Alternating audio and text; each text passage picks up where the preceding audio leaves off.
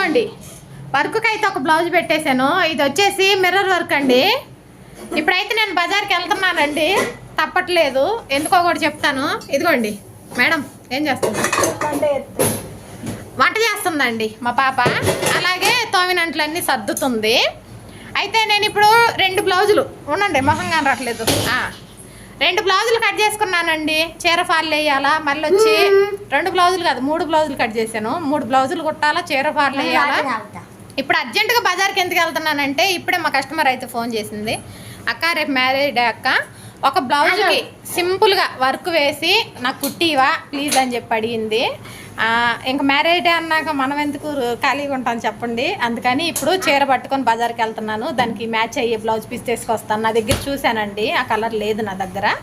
ఇప్పుడు బజార్కి వెళ్ళి బ్లౌజ్ పీస్ తెచ్చి వర్క్ వేసి రేపు మధ్యాహ్నం వరకు ఈ నైట్ వర్క్ కంప్లీట్ చేస్తా. రేపు మార్నింగ్ పొద్దున్నే లేచి బ్లౌజ్ అనేది కుట్టి తనకు అందిస్తానండి. Marriage day కట్టుకునిద్ది. ఇప్పుడైతే బజార్కి వెళ్దాం పదండి ఫ్రెండ్స్. మాటికేం బజార్కి వెళ్ళనండి, నా దగ్గర మ్యాచింగ్ లేకపోతే మాత్రమే బజార్కి వెళ్తాను. తప్పదు, ₹1 సంపాదించుకోవాలంటే ఇలాంటి కష్టాలు అనేది పడక తప్పదు. ఓకేనా ఫ్రెండ్స్, బాయ్ అండి.